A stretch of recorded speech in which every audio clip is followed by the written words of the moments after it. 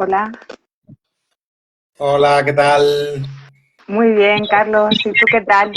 Pues bien, aquí un día más. Qué bien. ¿Qué tal todo? Pues la verdad que bien, así bien, con un enero un poco atípico respecto a otros años, que está siendo así como más activo, que es un poco un mes para mí de trabajo, pero también de planificación. Pues este año va un poco más rápido todo, pero bueno, será así el 2024. Bueno, cada año es diferente. Eso es lo bueno de estas cosas. Sí, Así que, pues nada, si te parece, vamos a darle un par de minutos a ver si une más gente. vale, perfecto. Y nada, bueno, entrevista. Empezamos con la persona que sabes, no sé si de verla. Se me ha recortado un poco, pero me decías que ya habéis hecho la Diamaya, ¿no?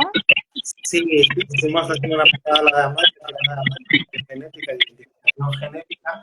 Va, y te preguntaba si habías tenido verla.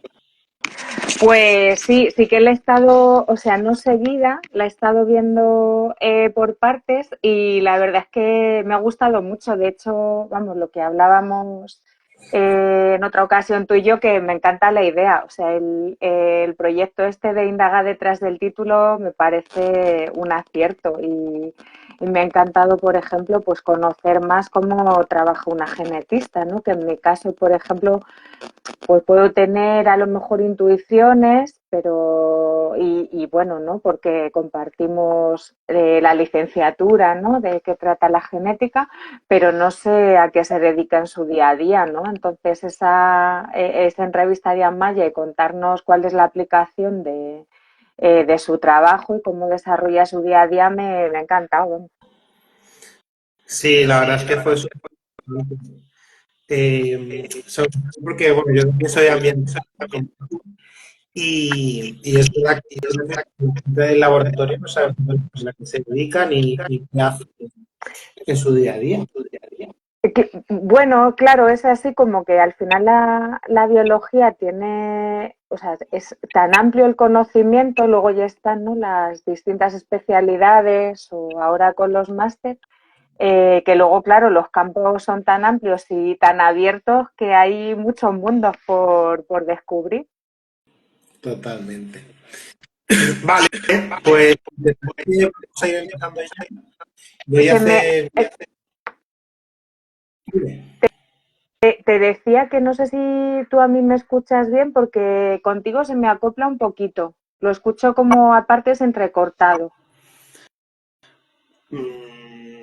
¿Ahora me escuchas mejor? Sí, mucho mejor. Vale, Ahora sí. pues ya está, he quitado una lado. Vale, pues nada, lo que te decía, voy a empezar ya tu entrevista, bueno, un poco más y bueno, simplemente antes de empezar, pues siempre presento lo que es el Colegio de Biólogos, por si alguien lo conoce. Los colegios profesionales son instituciones de derecho público, sin ánimo de lucro y que se han creado a través de un decreto, en este caso, de la Comunidad de Madrid. En este sentido, el colegio es el organismo, la organización que nos protege a todos los estudiantes a nivel profesional.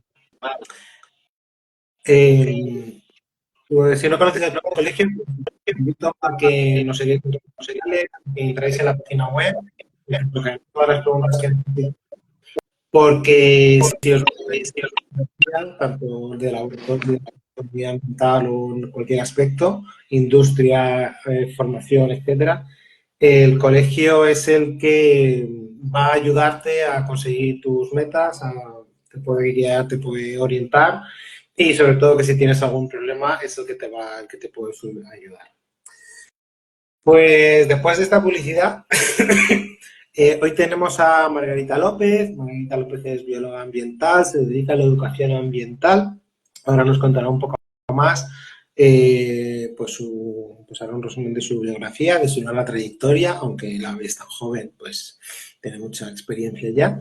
Y nos va a contar también, pues el objetivo de estas entrevistas, que es conocer el día a día en la educación ambiental. Si alguien se quiere dedicar a la educación ambiental, pues a través de Margarita sabrá un poco hoy por hoy en lo que consiste, ¿no? Porque a lo mejor dentro de unos años la cosa cambia. Pues nada, Margarita, todo el micrófono es tuyo. Pues bueno, primero empiezo así un poco cuál ha sido así mi historia vital. Yo estudié, me licencié en biología en la Universidad de Alcalá.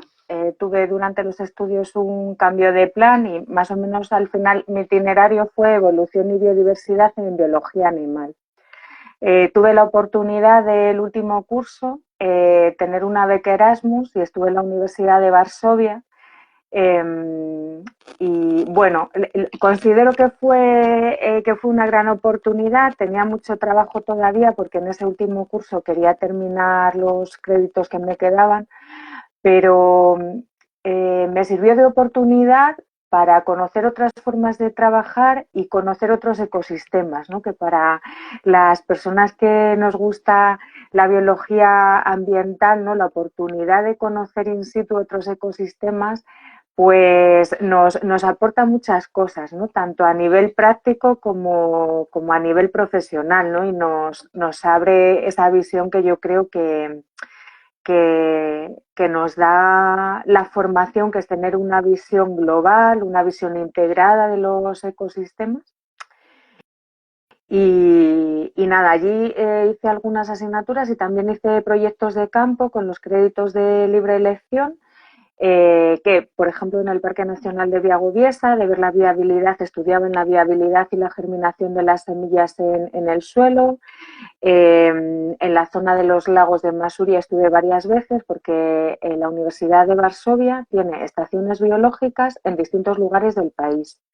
Y el alumnado durante sus asignaturas tiene prácticas de campo en esas estaciones biológicas. Incluso hay asignaturas durante el verano que son exclusivamente asignaturas de campo, o sea, algo que a mí me pareció increíble y maravilloso a la hora de aprender, ¿no? Que tengas la oportunidad de vincular la teoría y la práctica y que a mí me había supuesto aprendizajes significativos muy importantes cuando estudiaba en la facultad, ¿no? Recuerdo las prácticas en la costa gallega de biología marina, biología de invertebrados que me parecían espectaculares, las salidas de campo de biogeografía, de micología forestal, o sea, era una oportunidad de aprender in situ, ¿no? Con nuestros profesores y también con las compañeras y compañeros, pues muy importante. Y ya antes de la carrera y durante la carrera, sentía mucha curiosidad por conocer, cuando iba de excursión y salía por la Sierra de Madrid, pues sentía curiosidad por las especies, por conocer cómo funcionaba eso. No sabía cómo llamarlo, pero me llamaba la curiosidad, ¿no? Y bueno, durante los estudios de biología, con las clases, con las prácticas y también con los compañeros, ¿no? Que es al final la universidad, como puede ser otros centros educativos, es un punto de encuentro con personas que tienen los mismos intereses, pues salir al campo, ir aprendiendo entre todos, pues cada vez tenía más gusanillo. Y una de las cosas que yo tenía así que me gustaba mucho eran los espacios naturales protegidos, ¿no? Los tenía como la referencia, ¿no? Los parques nacionales, de donde podía ver los procesos ecológicos más complejos, las especies más difíciles de observar y un poco, bueno, ya a lo largo de la universidad fui haciendo otras formaciones complementarias, pues de conocimiento de biología de rapaces, de plantas medicinales, siempre que podía, ¿no? Y tenía así alguna oportunidad en verano, pues hacía otras formaciones.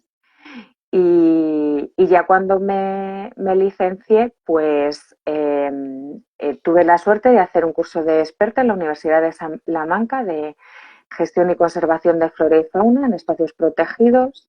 He hecho otras formaciones relacionadas en el Centro Nacional de Capacitación Agraria, relacionadas con desarrollo rural, en la Universidad de Zaragoza, en el Centro de Estudios Internacionales del Mediterráneo, relacionada también con sostenibilidad y gestión de zonas rurales.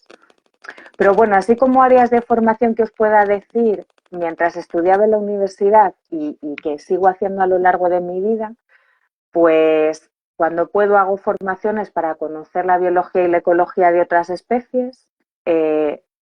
Me he formado también en comunicación y divulgación, en gestión de uso público, curso de experto en espacios naturales protegidos. He realizado formación en educación ambiental, que para mí ha sido muy importante, la formación que ofrece el CNEAM, el Centro Nacional de Educación Ambiental, y bueno, porque creo que ha tenido un programa formativo mucho más amplio. Ahora ya no es tan amplio, pero sigue siendo muy interesante. Y también pertenezco desde el 2017 a la Asociación de Interpretación del Patrimonio, que tiene ámbito nacional, pero también internacional, y anualmente tenemos unas jornadas temáticas. Y esos son así como mis campos y mis referentes a nivel de formación que aplico en mi actividad, que trato de llevar a la práctica en mi actividad diaria, ¿no? En los distintos programas o formaciones que hago.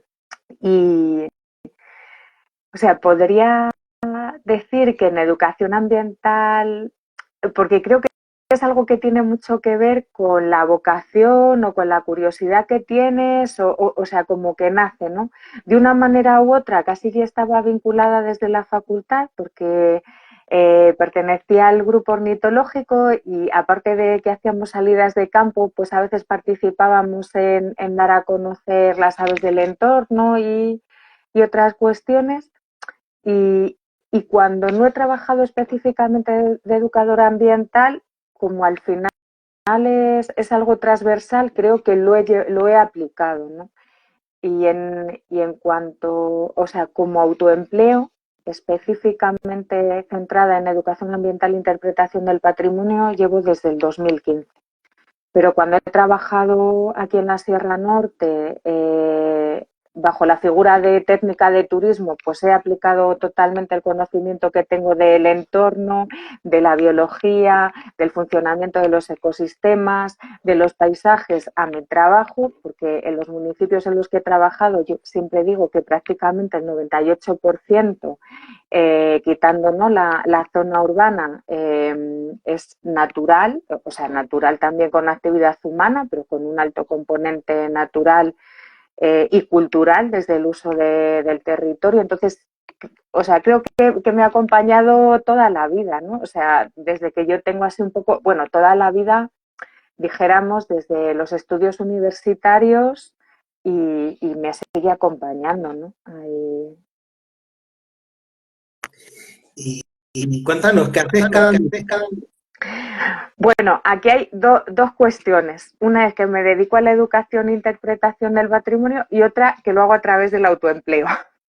Entonces, bueno, son como dos cuestiones ya en sí mismas, ¿no? ¿Qué hago cada día? Pues ahora mismo las áreas así de trabajo que tengo son, una es de formación y de formación a distintos tipos de personas, ¿no? Hago formación a trabajadoras y trabajadores adultos de los ayuntamientos de la zona que en sus contratos a través de fondos europeos tienen que realizar una formación de 50 horas en sensibilización medioambiental y que los contenidos están aprobados en el BOCAM y que tienen unas bases de conocimiento del medio natural, de ecología básica, de modificación del medio natural, donde trabajamos desde cambio climático hasta extracción de los recursos naturales, uso de los recursos naturales, paisaje, sostenibilidad, economía ecológica y la aplicación de esos contenidos pues en la vida diaria, ¿no? He dado formaciones también para capacitar a nuevos profesionales o que adquieran nuevas herramientas y que puedan aplicarlas de educación ambiental y de interpretación del patrimonio. He dado formación también de iniciación a la educación ambiental a jóvenes, es un poco el ámbito dentro de la formación. Y he tenido la oportunidad también de ser tutora de la parte común del curso semipresencial de guía en parques nacionales del organismo autónomo Parques Nacionales, una cotutoría para el Parque Nacional de Doñana, y otra el curso pasado para el Parque Nacional de Cabañeros, ¿no? En la parte formativa. En la parte de educación ambiental, con otros 2 compañeros aquí de la Sierra Norte, uno que trabaja sobre todo en comunidades patrimoniales, que es músico de música tradicional de profesión, y otro compañero que también es socio de la cooperativa Garúa, pues hemos diseñado un programa de educación ambiental para escolares, las raíces del paisaje. Nuestro, así, finalidad, por explicarlo así rápido, era favorecer y promover paseos didácticos para aquellos centros educativos que dentro de esas excursiones que se plantean a lo largo del curso escolar puedan aplicar las competencias curriculares en el campo. Está la propuesta adaptada desde primaria a bachillerato y también FP, pero paseos didácticos por los pueblos aquí de la Sierra Norte, en función de los contenidos que trabajamos en distintos lugares.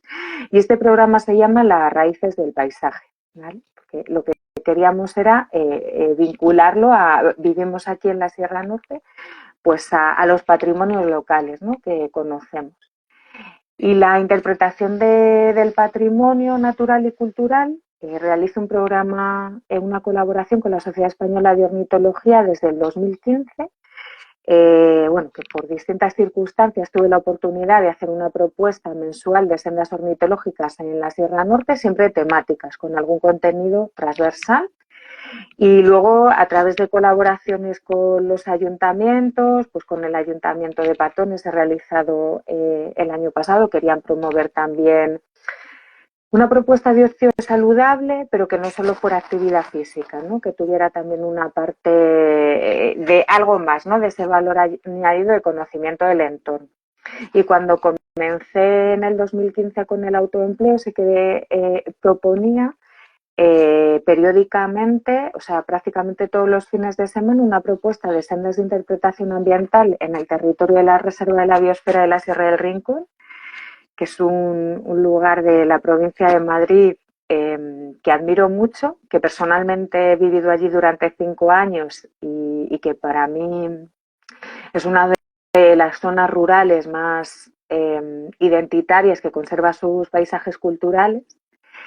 Y porque me movía mucho hacer una propuesta, me sentía que cuando hacía rutas guiadas hasta el momento hablaba mucho del pasado, ¿no? Hablaba mucho de cuáles habían sido los usos del territorio hasta ese momento.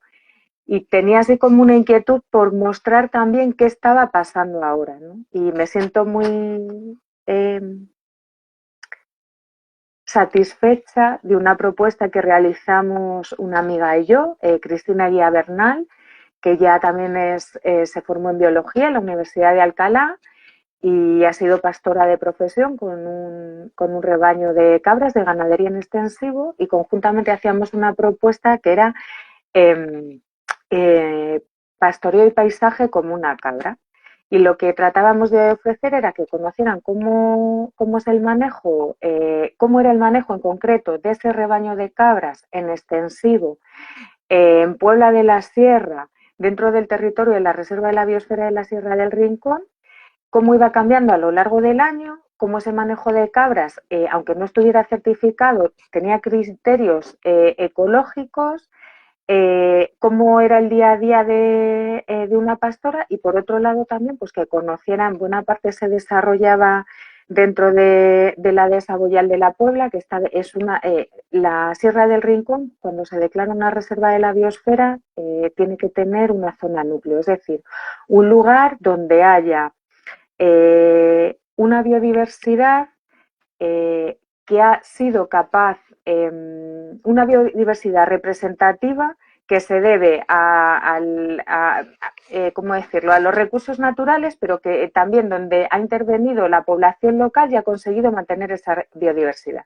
Y en la Reserva de la Biosfera de la Sierra del Rincón son el Ayodo de Montejo y la dehesa Boyal de la Puebla, ¿no? Entonces también pues dar a conocer cómo es ese ecosistema, qué manejo había tenido, qué significaba ese paisaje que estábamos viendo hoy en día, qué historia previa había tenido, qué se hacía en este momento. Y bueno, yo siempre digo que últimamente cada vez me hago más consciente que el presente proyecta el futuro, ¿no? Y que tenemos que tener un presente para proyectar un futuro, ¿no? Y que aquí cuando vivimos en zonas más pequeñas o en zonas más rurales, ¿no? Y a veces se cae en ese pensamiento que no hay relevo generacional, en la España poco poblada, yo siempre pienso, es que para tener un futuro hay que tener un presente, o sea, los pueblos tienen que estar vivos para que haya personas que queramos y las generaciones futuras quieran vivir en ellos, ¿no? Entonces tenemos que conocer nuestro presente, sí, mirar hacia el pasado, por supuesto, para saber de dónde venimos, conocer nuestro presente y proyectaremos el futuro, ¿no? Si siempre miramos al pasado, tampoco seremos capaces, ¿no?, de proyectar el futuro, al menos en mi opinión. Totalmente. Marta, una de tus grandes de trabajo es la educación ambiental. ¿Nos podrías contar un poco más cómo se organiza, cómo se proyecta? Porque has hablado de varios proyectos, ¿cómo se organiza o cómo se proyecta o cómo se propone o qué información o qué aspectos son los que crees importantes un proyecto de educación ambiental y de educación?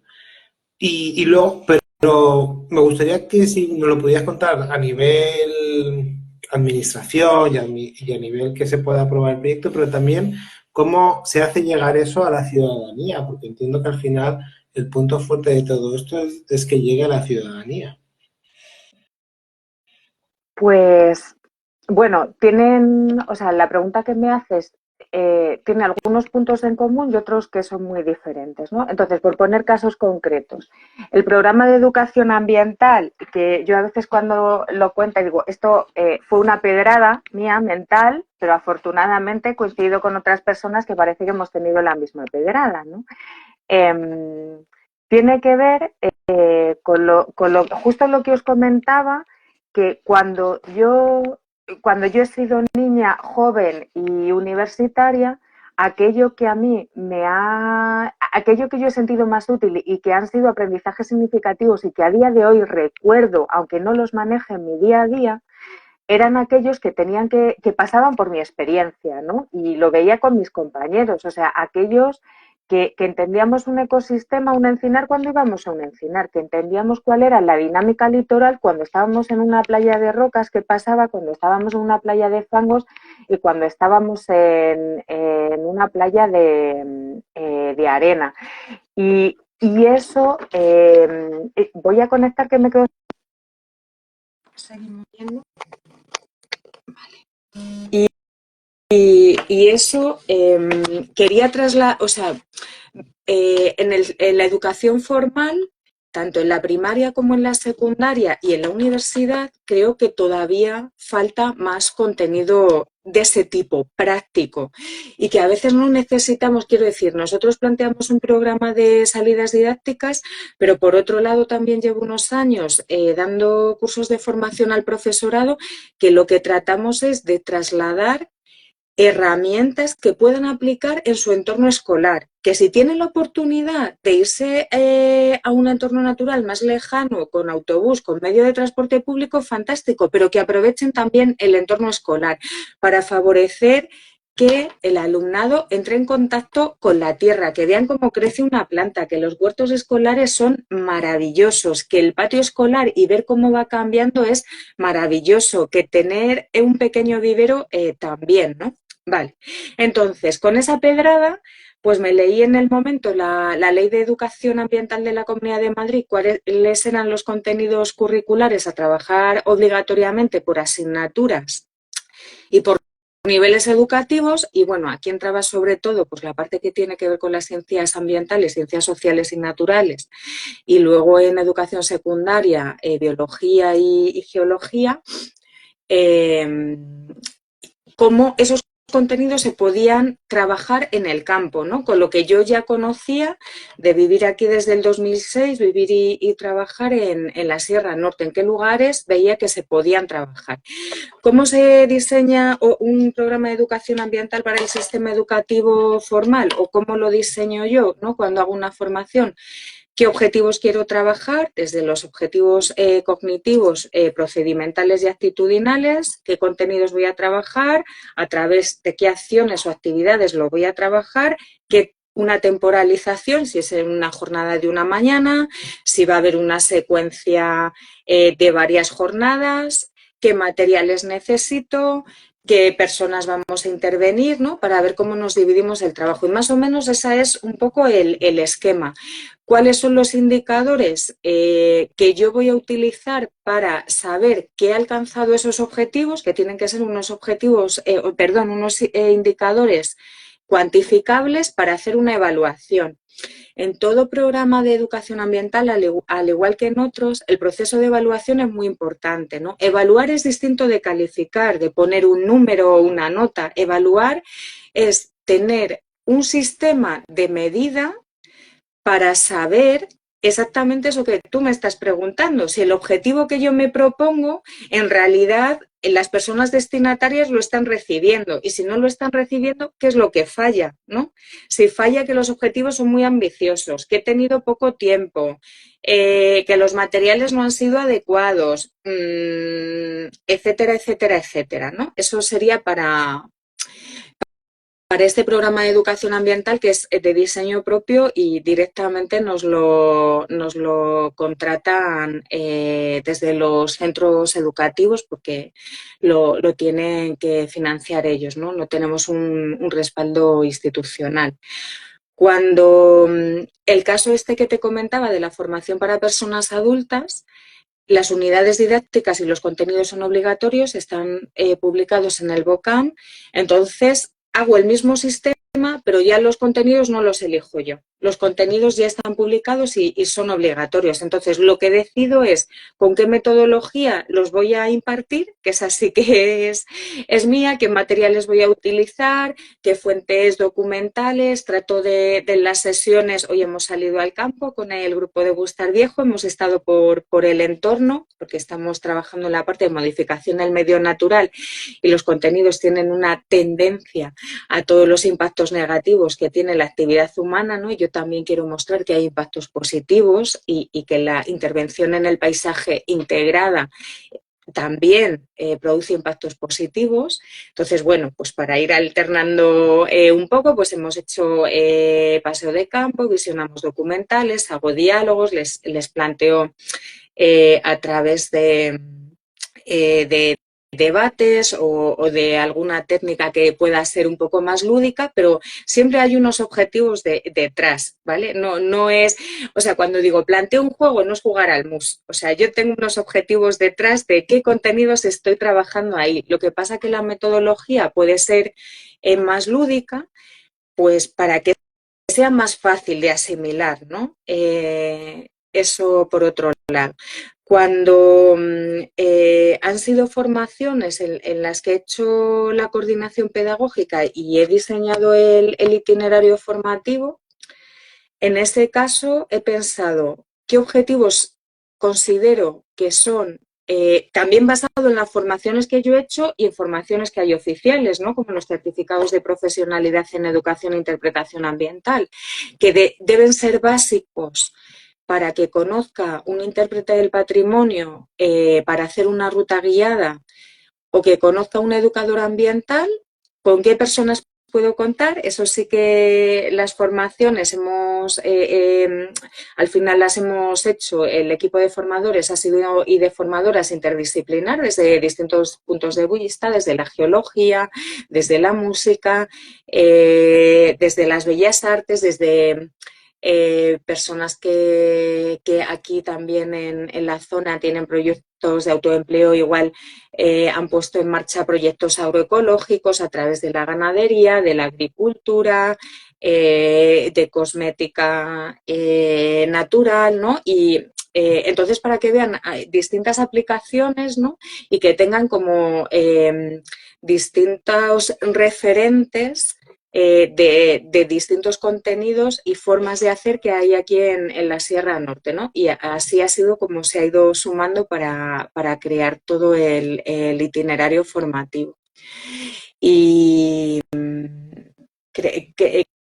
creo que más o menos he contestado, pero básicamente hay un básico así, ¿no? En cualquier proyecto que a ver si sirve de referente, que es primero conocer los antecedentes de lo que quiero hacer, qué se ha hecho hasta ahora, bien en la zona o leer un poco sobre los antecedentes, sobre proyectos previos que tengan relación con lo que tú quieres hacer, bien porque en este caso con lo que yo quiero hacer, bien porque la propuesta sea mía o porque me la encarguen. ¿Cuáles son los antecedentes?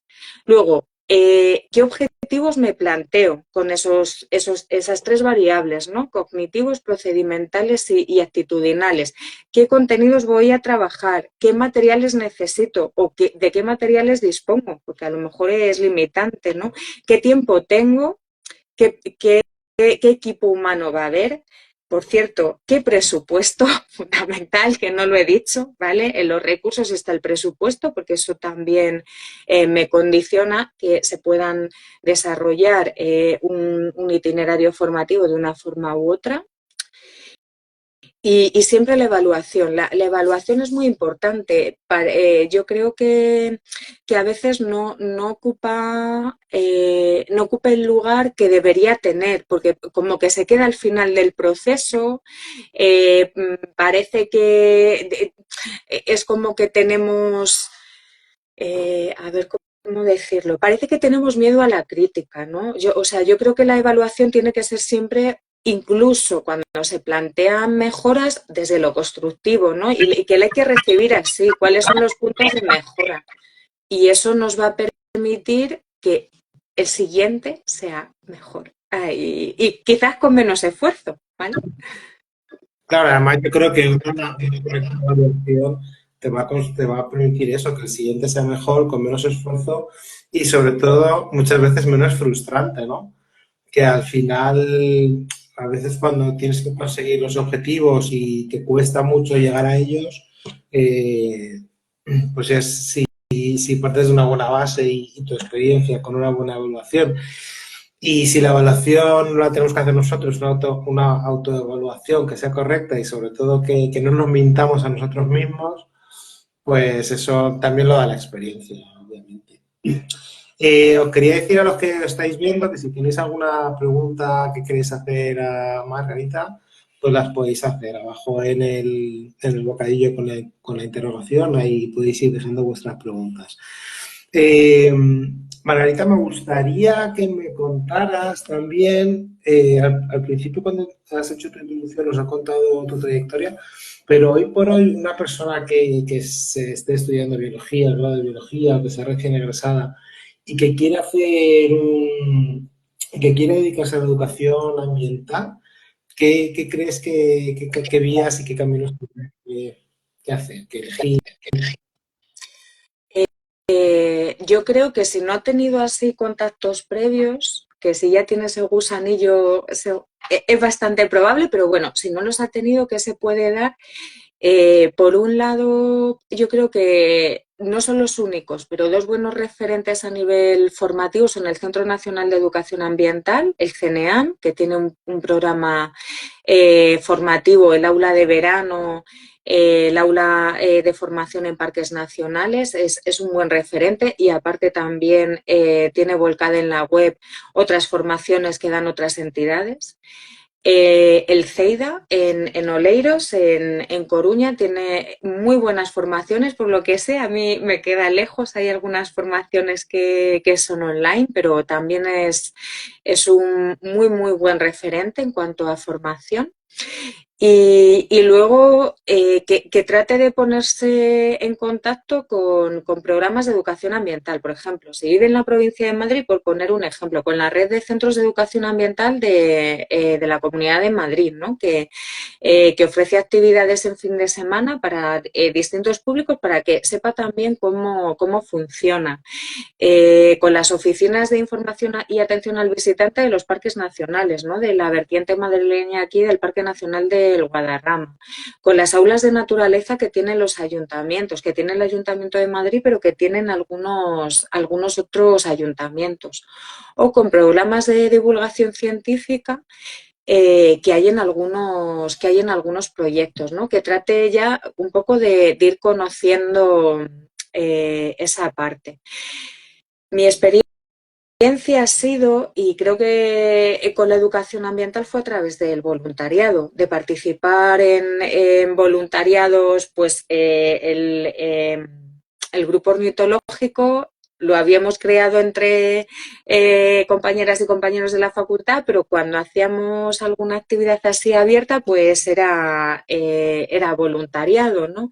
He participado en cursos, he participado como voluntaria en el programa de voluntariado en parques nacionales, también para conocerlo. He estado fuera de España, o sea, cuando estuve en la con el programa Erasmus en la Universidad de Varsovia, había partes que eran parte de mi formación, pero otras veces dentro de la universidad pues me ofrecían, vamos, estamos haciendo este trabajo de campo, vamos a ir aquí, ¿quieres venir? Pues sí, ¿no? Para conocer también cómo era ese lugar. Pues igualmente aquí, por ejemplo, pues si les interesa más la fauna, pues acercarse a los centros de recuperación de fauna, pues para ver cómo funcionan.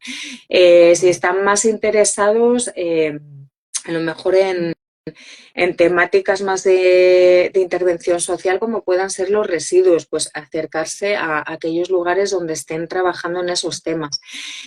Muchas veces los programas de conservación de la naturaleza o científicos tienen una parte divulgativa, ¿no? Entonces, tratar también de acercarse a esa parte divulgativa, de divulgación científica o de programas live que tienen una parte de comunicación de su actividad para conocer eso, ¿no? Pero yo reconozco que a través del voluntariado fue un poco como fui conociendo de distintos voluntariados esto.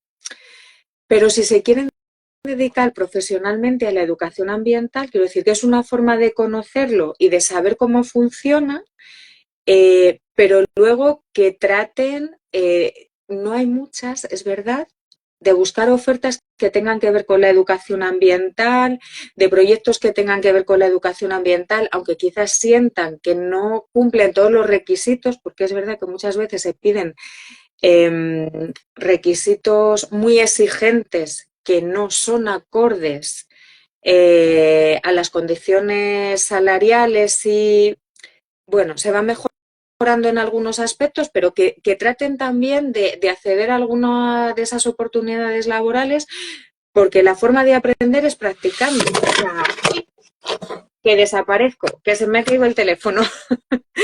La forma de aprender es practicando. O sea, creo que a veces se da, no sé si es, aquí ya no lo sé muy bien, si es la biología, si es en ámbitos ambientales, si es como que parece que nunca sabemos lo suficiente. Y yo digo, bueno, yo también lo he vivido. El aprendizaje será a lo largo de toda la vida, ¿no?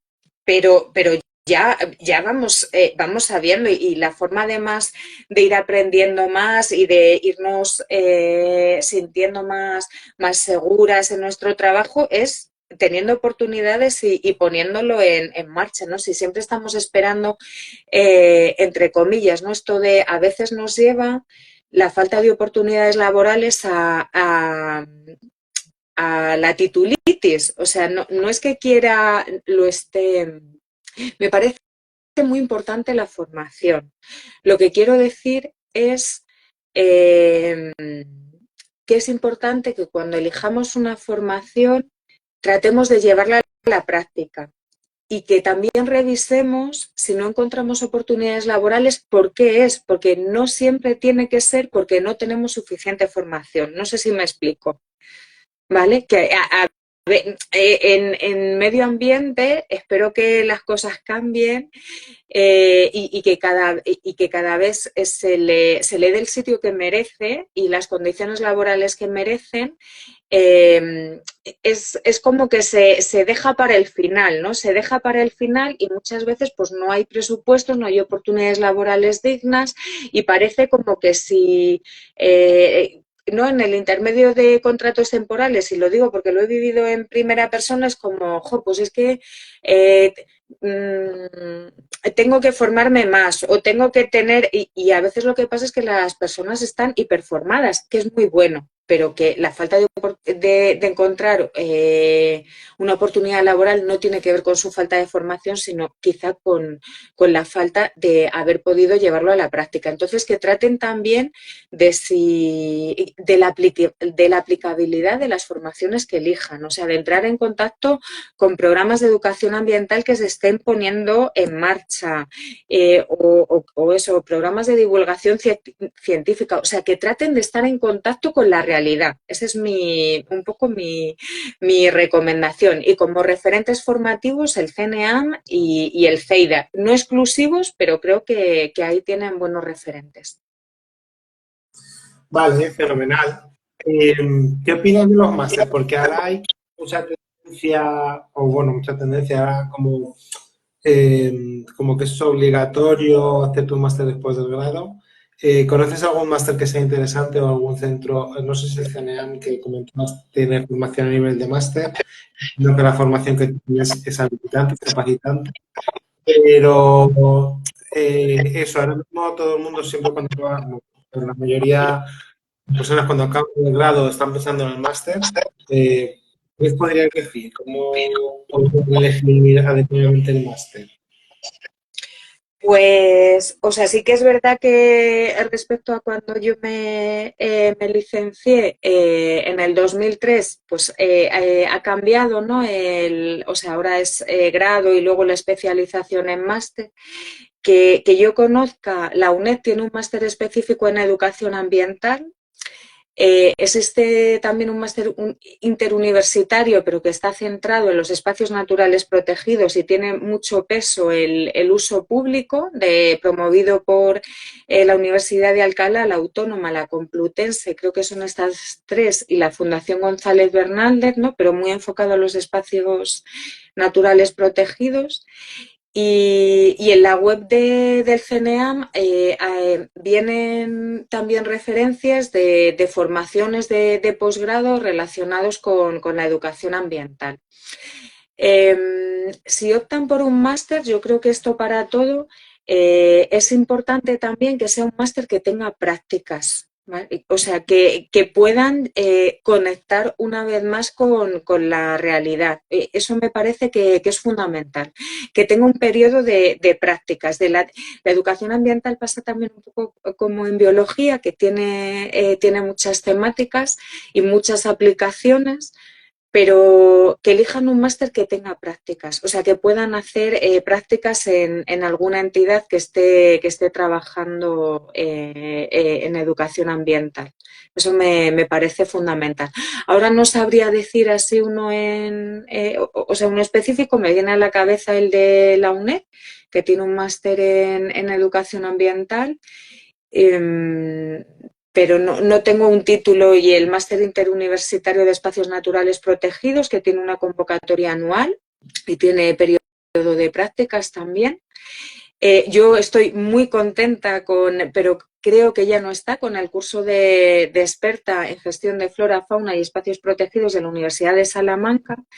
Yo elegí en aquel curso, en esa formación, en vez del máster, porque además me dieron plaza en los dos, de la Fundación González Bernaldez, porque ya había hecho un curso con la Fundación de Gestión de Uso Público en Espacios Naturales Protegidos, y este curso de experto en Salamanca tenía mucho peso el conocimiento de flora y fauna, y en aquel momento yo quería como ahondar más en ese conocimiento, que en gestión de uso público pues ya había estado haciendo también formaciones, ¿no? Pero bueno, que le echen así un vistacillo, y la web del CNEAM es buen referente, y que el máster tenga prácticas, me parece muy importante. Estupendo. Pues un poco de esto de lo que queríamos hablar. Si quieres dar algo más, porque estoy mirando y lo he dejado todo medianamente claro, porque no hay preguntas. No hay preguntas. Bueno, no sé, así. Pues a las personas que se quieran dedicar a la educación ambiental, animarles a que lo hagan.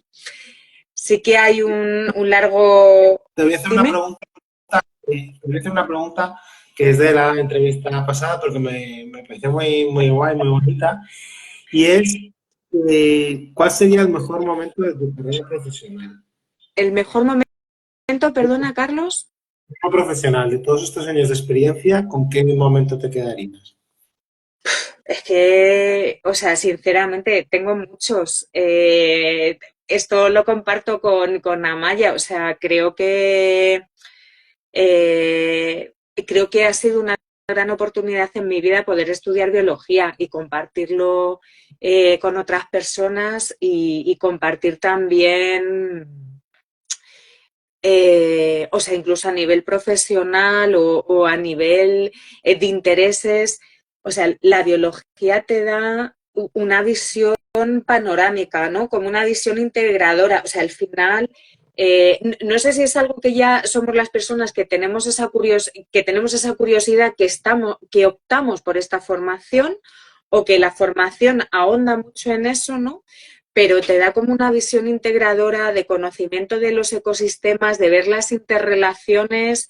Entonces, a nivel profesional, o sea, y también para aquellos que estén estudiando, les animaría un montón a que se muevan, que participen de algún proyecto que les mueva a nivel nacional o internacional. O sea, becas que haya, formación en empresas, porque eso te abre la mente y te da la oportunidad de conocer otros ecosistemas, otras formas de hacer. O sea, cuando estuve en el Parque Nacional de Białowieża en Polonia, o sea, fue la primera vez en mi vida que vi lobo, o sea, una observación de lobo en la naturaleza, una hembra adulta con la cría y o sea, no se me olvida. Aprendí unas cuantas cosas de polaco. Había llegado en octubre y esto fue en noviembre. Nos estábamos moviendo en bicicleta porque no podíamos movernos con vehículo motorizado, que hacía un frío que pelaba. Y cuando escucho a los polacos, Wilki, Wilki, y salieron con la bici como para acercarse, para tener mejor observación, o sea, vamos, es que lo sigo recordando como si me hubiera pasado ayer. O sea, una emoción, ¿no? De sentir. Participé en un programa de conservación de la naturaleza y de seguimiento en parques nacionales de Estados Unidos, de seguimiento del carnero de las rocosas. El avistamiento del carnero de las rocosas en una zona del desierto como súper extrema, o sea, de repente pues es una emoción impresionante, no sé cómo explicarlo, pero bueno, esto puede ser así como lejos, ¿no? Pero no sé cómo deciros, o sea, cuando observo un grupo de espátulas en el embalse de Pedrezuela, aquí en Guadalís de la Sierra, me emociona igualmente. Cuando, no sé, doy un curso de formación y parte de las personas que asisten a ese curso de formación les sirve para tener un medio de vida y están trabajando en él, pues, o sea, es algo impresionante y que además eh, me, a ver cómo decirlo sin que suene pretencioso, me reafirma en que la biología es aplicable y que puede ser un medio de vida, ¿no? Y con una de las aplicaciones que tiene, ¿no? En el ámbito de la educación ambiental, ¿no? No sé qué más momentos, o sea, yo qué sé, bucear en cualquier playa de rocas y entender esa biodiversidad. O sea, es que me parece impresionante. No sé, es que te podría decir que en mi día a día, o sea, me emocionaría irme a la otra punta del mundo y salir aquí por la dehesa de la Cabrera y tener la observación ahí de corzos, de cómo van cambiando las distintas flores de primavera, cuando empiezan a salir las distintas especies de orquídeas, me parece flipante. O sea, no sé cómo decirlo. O sea, es que cada día eh, es distinto, ¿no? O sea, no sé, grandes momentos, no sé, todo un montón. Que tienes muchos, ¿no? Que no te puedes decir. Mira, a última hora nos han salido dos preguntas. Hay una pregunta que relacionada con la parte práctica y es ¿cómo buscas clientes cómo buscas clientes siendo autónoma? Vale, pues muy bien. Hay preguntas así concretas. Cuando yo empecé en el 2015, o sea, yo siempre, o sea, lo explico, ¿no? Esta, entre comillas, moda, ¿no? Que parece hace algunos años, ¿no? Del emprendimiento, que parece que nos hemos convertido en un país de todos de empresarios y de empresarias, se debe a la necesidad, ¿no? Yo tenía ya la necesidad de que quería vivir en una zona pequeña, en un pueblo, en contacto con la naturaleza, en una zona rural, y bueno, cuando surge la oportunidad en el 2006 vengo a la Sierra Norte y además me parece que es como cerrar el ciclo, ¿no? He hecho ya una formación en biología, me he especializado en espacios naturales protegidos, he hecho otra formación, pues aquí, ¿no? ¿Dónde lo voy a aplicar, no? Bueno, pues luego la realidad es que las oportunidades laborales son temporales, temporales no en el mismo lugar, tienes que cambiar ahí de un sitio a otro y bueno, pues ya llega un momento que ya le había estado dando vueltas y digo, vamos a ver, pues en vez de buscar un medio de vida, a ver si yo soy capaz de proponer, ¿no? Y hay una confluencia ahí de factores. Uno es esta propuesta de sendas mensuales para la Sociedad Española de Ornitología. En la Reserva de la Biosfera de la Sierra del Rincón comienzan con un programa que llaman Reconexionate, que es darle difusión a las actividades que propongan pequeñas empresas, cooperativas, trabajadores autónomos de la población local o personas vinculadas a ese territorio que estén en consonancia con los objetivos de las reservas de la biosfera y en este caso con la Reserva de la Biosfera de la Sierra del Rincón, ¿no? Y como era un lugar que conocía, que estaba vinculada, bueno, pues ya estoy ideando las sendas de interpretación ambiental. Y el programa de educación ambiental, pues ya os digo que fue una pedrada. O sea que yo tenía como esa inquietud o esa necesidad que es compartida, ¿no? Porque hay muchos proyectos de educación en la naturaleza, del grupo de trabajo de profesores de educación física en la naturaleza, que tienen su seminario en el CENIAM. Quiero decir que luego ya cuando he ido avanzando he visto que esa pedrada o esa inquietud la compartimos otras muchas personas de ambientalizar el currículo escolar, ¿no? Y entonces, pues pienso en estos paseos didácticos, coincido con otros compañeros y le damos una forma distinta y algo más homogéneo. El primer programa proponía una salida al trimestre por cada nivel educativo y entonces la realidad me lleva a que no, a que eso no es viable, a que depende del centro educativo, pero como mucho hacen una salida de campo en el curso. Luego pueden hacer otras, ¿no? De museos, otro tipo, pero como mucho hacen, entonces, bueno, pues a centrarnos en eso. ¿Cómo llego a la gente? Inicialmente con las sendas ornitológicas, porque el programa es para SEO BirdLife y es SEO BirdLife quien hace la difusión y la inscripción, aunque yo haga la mía local, ¿no? A través de redes y las redes que tengo aquí en la Sierra Norte. Con la Reserva de la Biosfera de la Sierra del Rincón, porque yo hacía mi difusión, hacía muy modesta y lo hacían ellos a través de sus redes sociales, aunque la gestión, la inscripción y la información la tenía que hacer yo o las personas o las distintas personas que proponíamos en ese programa. Y con los centros educativos, pues tirando de contactos, ¿no? De amigos de profes que conoces y se lo envías, igual ellos pueden y otros no, pero le puede interesar a tal, viendo los contactos de los centros educativos de la zona y escribiéndoles un correo al contacto que tienen o del equipo directivo o al que tengan en su página web, así inicialmente, ¿no? Así empecé.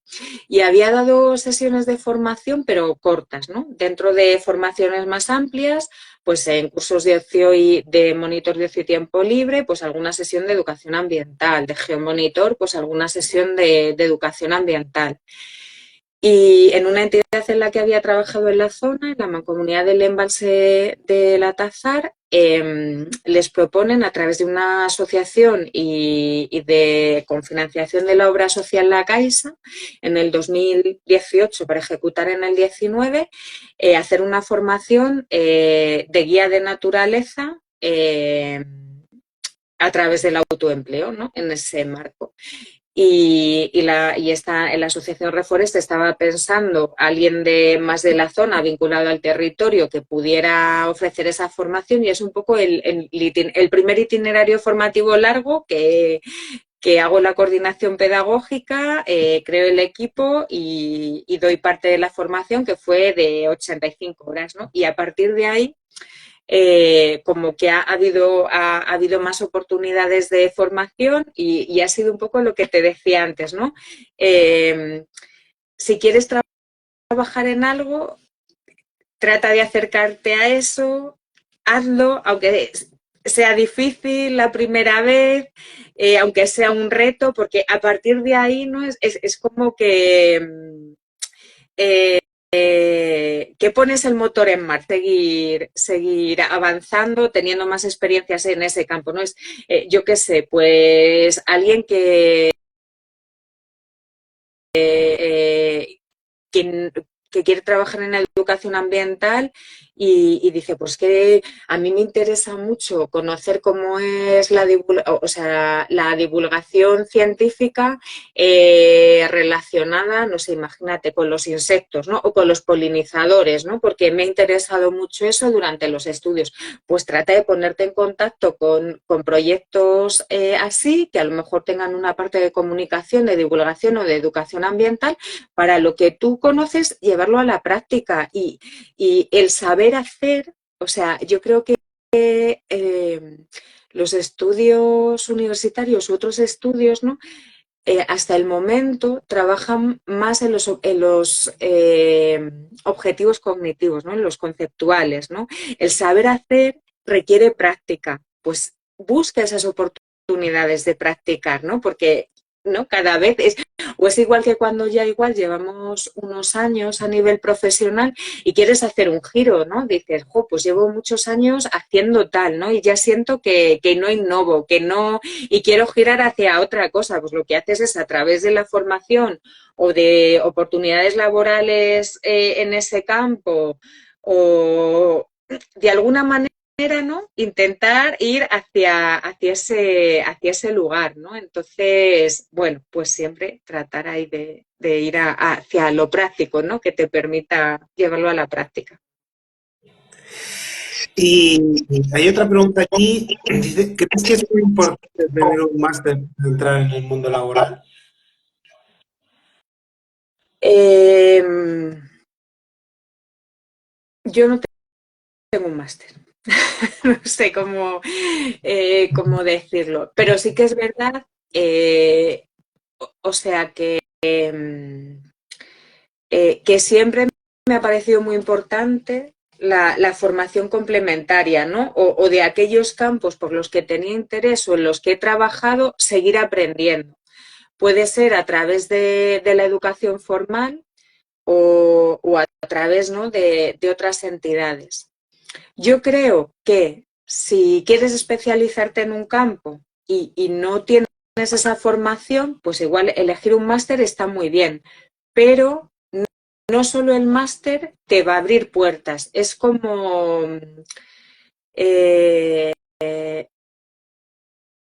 es como ir dando pasos, ¿no? Es como ir caminando y dando pasos. Trazas un camino y o sea, lo importante no es solo la meta, es el camino. Tienes que disfrutar de ese aprendizaje, de ese trabajo, o sea, bajo mi punto de vista, ¿no? Creo que es importante disfrutar del camino, no solo de la meta. El máster va a ser algo más y una oportunidad más que vas a tener en ese camino, pero pues trata de tener también otras oportunidades laborales. Incluso yo ahora estoy pensando, o sea, algo que no he comentado, mientras estudiaba tenía pues otros trabajos que en muchos casos tenían que ver con la atención al público, ¿no? De hostelería, he trabajado en distintos, ¿no? O dando a lo mejor clases a otras personas de refuerzo escolar, y ahora lo pienso y una parte de mi trabajo tiene que ver con la comunicación y con el trato con otras personas. Entonces, todo al final toda tu experiencia vital también te sirve, ¿vale? Entonces yo creo que el máster es algo más. Evidentemente, si te especializas y eliges un máster en lo que esté habiendo demanda en ese momento, pues te abrirá una puerta más, pero probablemente no exclusivamente eso. Sí, además, como antes comentabas, las ofertas de trabajo nunca van a encajar perfectamente con tu perfil. Entonces, eh, una oferta que te interese y que sea un perfil semejante al que tú tienes, envíalo, aunque no des el 100%, porque sobre todo cuando somos jóvenes hay poca experiencia, porque es que no nos ha dado tiempo de tener experiencia. Entonces, Ahí está la cuestión, ¿no? Y siempre saber a lo mejor argumentar la experiencia que tienes o la motivación que tienes, ¿no? Que yo creo que eso también es importante, ¿no? La motivación y la disposición que vas a tener para aprender o sea, que cada etapa de la vida tiene unos pros y unos contras, ¿no? Me imagino, pues cuando somos más jóvenes tenemos mucha más motivación, mucha más disponibilidad de tiempo, somos más como esponjas, más movilidad, ¿no? Quizás no, esto de moverte de un lugar a otro, de un país a otro, no tienes como más esa disposición. Cuando ya llevas unos años, pues quizás tienes una visión más panorámica, eres mejor en la gestión del tiempo, en el trabajo en equipo y ya cuando me imagino, ¿no? en estas etapas más de madurez, ¿no? Que también me parece que pues tienes muchísima más experiencia, a lo mejor eres mucho más ágil en las decisiones, en saber responder ante los imprevistos, ¿no? O sea, que cada etapa de la vida pues tiene unas cosas, ¿no? Y al final, cuando te incorporas a un trabajo, pues vas a dar lo mejor de ti y la idea, a ser posible, si puedes trabajar en equipo o en equipos interdisciplinares, cada persona aportará de su experiencia, ¿no? Y es el global. totalmente. Pues ha sido un verdadero placer, Margarita, poder hablar contigo, escucharte, porque me parece súper interesante todo lo que has contado. Creo que también ha sido muy clarificador, que es el objetivo de estas entrevistas, que la gente entienda en qué consisten las diferentes áreas de profesionalización dentro de la biología, un poco también tener vías para cómo llegar a este tipo de cuestiones. Ha sido un placer, como te digo. Muchas gracias por querer participar en el proyecto y por vernos otra vez, que hace mucho que no nos veíamos. Y algo que quieras decir, David. Pues lo que quiero decir es que me alegro mucho o sea, me encanta este proyecto de Indaga detrás del título, me parece que es muy necesario porque todas las personas hemos estado en esa edad de los 20 años, ¿no? Y de tener muchas incertidumbres, entonces hablar del día a día, de nuestra experiencia vital, yo creo que puede ayudar y dar luz a otras personas. Y luego creo que también a las personas que estén estudiando, se hayan licenciado y que sientan momentos así de dificultad o que les cuesta encontrar trabajo, o sea, les animaría que sean perseverantes y que traten siempre, o sea, que al final se consigue. Puede tardar más o menos, puede estar más cercano a lo que pensaban, ¿no? Sin idealizar las cosas, pero que creo que cuando trazamos un camino, cuando llevas un tiempo y miras hacia atrás, te das cuenta de que sí avanzas, ¿no? Y que sí que se consigue. Y que creo que hay un rasgo que compartimos en general, o al menos muchas de las personas con las que coincidí durante la facultad y coincido en distintas formaciones y eventos profesionales que procedemos de la biología, y es la pasión por el conocimiento de la vida en todos sus ámbitos. O sea, escuchaba a Maya también en la entrevista, ¿no? Y lo que decía, o sea, A mí me ha pasado a lo largo de mi vida, lo habré aplicado más o menos profesionalmente, pero vitalmente siempre ha sido un acierto y me ha servido en el día a día. O sea que eso les animo que lo aprovechen, que lo valoren, qué aplicabilidad tiene y que les va a servir, les va a servir. Muy bien, pues muchas gracias de nuevo.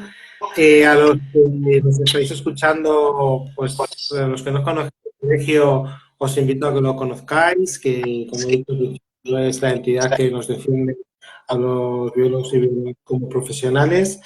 Y también os emplazo a la próxima entrevista, que es el título que será el próximo miércoles, el miércoles día, perdido, aquí. El miércoles día 24 de enero a las 6 de la tarde estaremos con María del Carmen Cañadas, que es embrióloga, ¿vale? Entonces, todos aquellos que queráis conocer en qué consiste la embriología, que es fascinante, a mí me parece un mundo alucinante, pues nada, os emplazo del martes hasta el miércoles a las 6 de la tarde, aquí en el canal en directo del colegio. Pues nada, eso es todo. Un saludo. Gracias a ti, Carlos. Un saludo. Chao.